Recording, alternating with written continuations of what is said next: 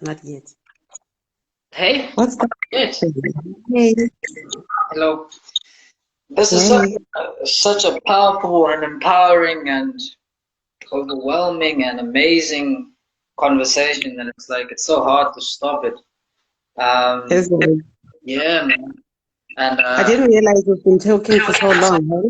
yeah, it's almost like 2 hours, which is good, man. I probably I'll talk to you for 2 hours and some people for days, you know. Yeah, Yep. it's But been quite long. yeah, so okay, I'll finish off with just the three more questions, right? And then, like I Okay, said, definitely need to wrap on some other stuff as well. Okay, all right. the other stuff will be a bit more, will be a different type of game or different type of question, and we can Okay, go not a problem. back and forth even. Okay, Oh, all right. all right. Okay, so the next one is your thoughts on the effects of rape and abortion. Do it. Um, um, there's people in this house. Effects of rape and abortion. So that's why I put it like that. I didn't want you to give your own personal thoughts on rape and abortion. I wanted you to tell me the effects that it has on people of rape and abortion. Um, I've worked with a lot of rape victims, Hmm. and it's like if I were to use an analogy, Hmm.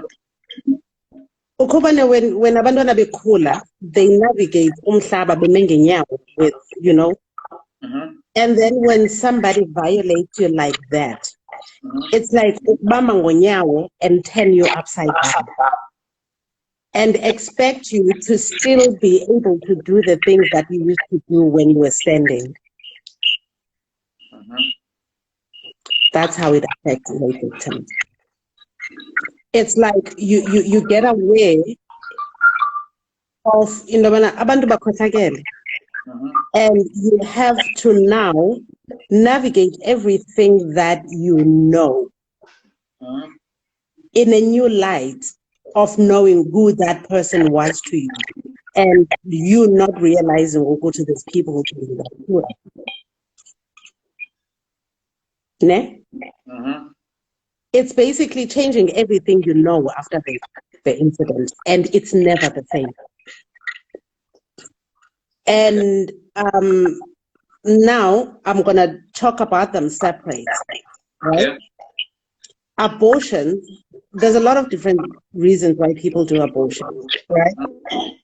What is consistent, obviously, this is all my experience working with this type of people. Hmm.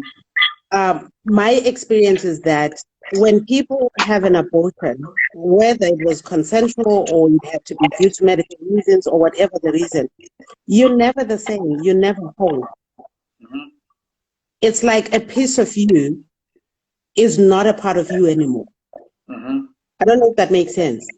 And you have people walk around with that feeling for a very long time, whether you knew what you were doing or whether you had to do it due to, like for instance, there's other people who give birth to children with birth anomalies, Hmm. and they have to have a medical abortion, but it doesn't change due to circumstances. Hmm. It it's the same. What is consistent with how people feel is that they never the same. It's like a part of them is gone. Okay. Yeah. See, yeah.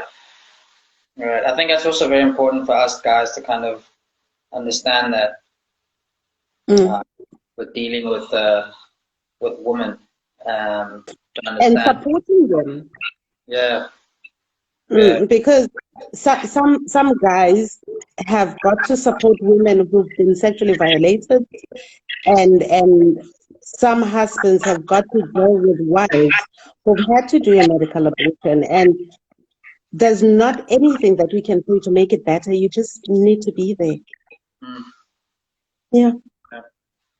Do you think though, in that same breath, do you think though society or the way that it's kind of portrayed now, there's a lot of like gray area within that, with a lot of, well, if I'm drunk, am I then raped? Or if he's drunk, is he then raped? Or is it then really consensual if it's like this? Is it really consensual if then I say yes and then I say no afterwards and things like that? Do you think that's kind of overshadowing and overpowering the actual real true victims, or do you think that those type of situations are also actually very viable? You're touching on something that I think part of it, I was discussing it with my partner a few days ago, Yeah, I'm telling you, a lot of stuff, man, that you've been discussing. I'm out here. where I was saying, I'm sure I'm going to burn in hell for saying that, ne?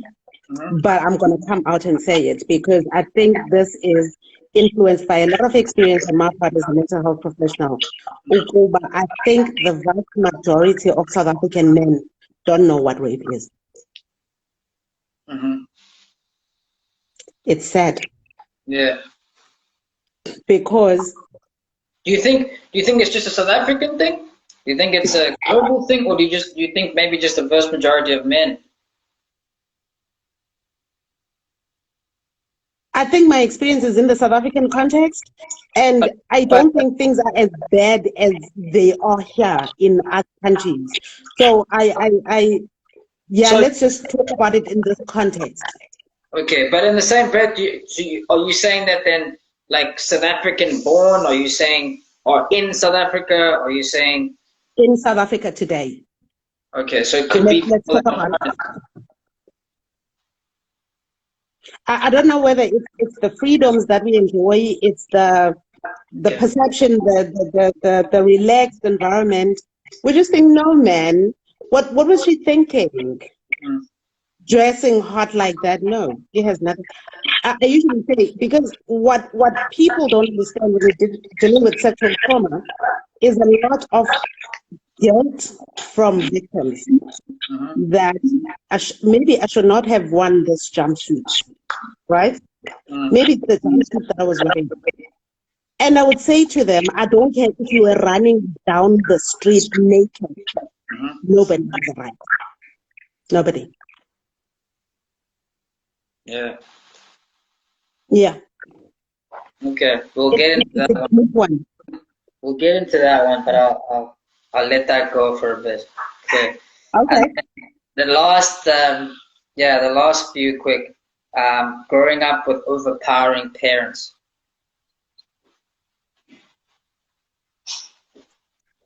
I'm a bit an over-domineering mother myself. So let's hear from you. Yes, I am. And I think that it's a tricky one. The best way is to maintain balance. There's so many things I want to say, and I don't know which one to start with. Being over-domineering is perceived by the person experiencing it, right? As parents, you do the best you can for your kids and hope for the best. Your kids are going to be like, you love me too much. And you're thinking, but kukhona abantu abangenandaba nabantwana babo. How do you then complain, I love you too much? Ne? And again, abantu who are experiencing that in a different way would then either retaliate or embrace it. Okay. It's not, I don't think it's about the over-domineering of parents or parents that are not involved. It's about how the children respond in that situation. That basically tells us, is it working or it's not working? And then you just basically adjust from there. In the okay, they acting out, this is what I do. Or there's only so much you can do as a parent. You can love your kids. You can teach them what to do and what not to do. You can protect them as best as you can. But do they want to be part of the process is another question. The fact that you want what's best for somebody, it doesn't mean they want what's best for themselves. And when are you the only person, you've got the best of everything you want, and you want this person to actually be where you are. But bona, they like, no, I don't want to get there. What do you do? Do you think it's important then in that sense to listen to your kids? Or do you think that a lot of parents kind of say, oh, well, what do you know?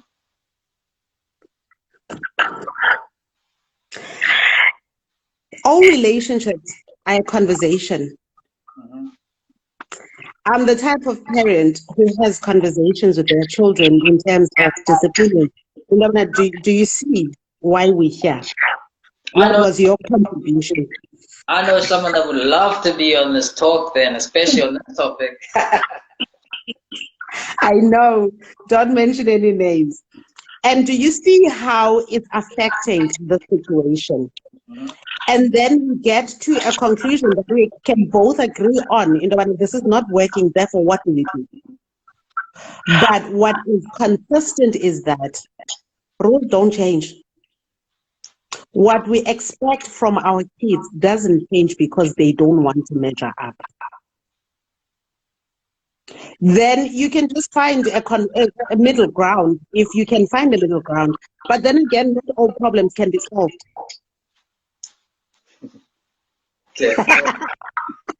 So only because we've had such an amazing talk, and wow, we still need to actually, this is probably going to be the one and only video live that I actually want to actually go back and listen to. Yeah, for sure. I think the other one, yeah, actually quite a few, man. I've been so engaged in most of them that I'm still not over the first one, you know, so, but like, yeah, definitely. I mean, there's a lot of topics here, in that sense. I mean, we've spoken about current state of the world, media, YouTubers, bloggers, Insta models, and influencers, women using media as a source of sexual exposure, rape, abortion, men that can't settle and won't settle, abusive men, anxiety, depression, right? Alcohol and drug addiction, we have relationships, how you overcome patience issues, right, and not make them your own. We've talked about pets, pet owners, people that borrow things and like to ask for things, overpowering parents, and there's like, yeah, there's quite a few more. So yeah, that's amazing. That all of that is, yeah, literally amazing. So I'd like to engage with you again. You challenge me in ways that I haven't been challenged in a while. yeah, So I haven't been challenged like that in a long while. But it's been great, hey? I really enjoyed it. For sure. I'll give you you've been the easiest one to talk to in the sense of, hey man, you want to go, not the easiest actually, one of the easiest, you know, hey, let's talk, okay, cool, get on a live, let's go do it, and that's it. So I appreciate it. I didn't even know what we were going to talk about. I know, we were just on the same level, that's why it's mommy and son, that's how it is. Yes, but I was ready, ne? Yeah, for sure, I'll hit you up again, it might be tomorrow, it might be another time, and then I'll jot some really, really challenging stuff. And then again, like I said, we could have it back and forth. Whatever I ask you, you can ask me and things like that. That'll be really interesting. I was born ready. That's why you're here. Yeah. Right. Thanks so much, man. Everyone else appreciates you. I'm pretty sure of that. I'm glad you enjoyed it. And thank you for having me, hey? No, it's not. Don't make it seem like it's formal, man. Cheers, bro. See you. Awesome.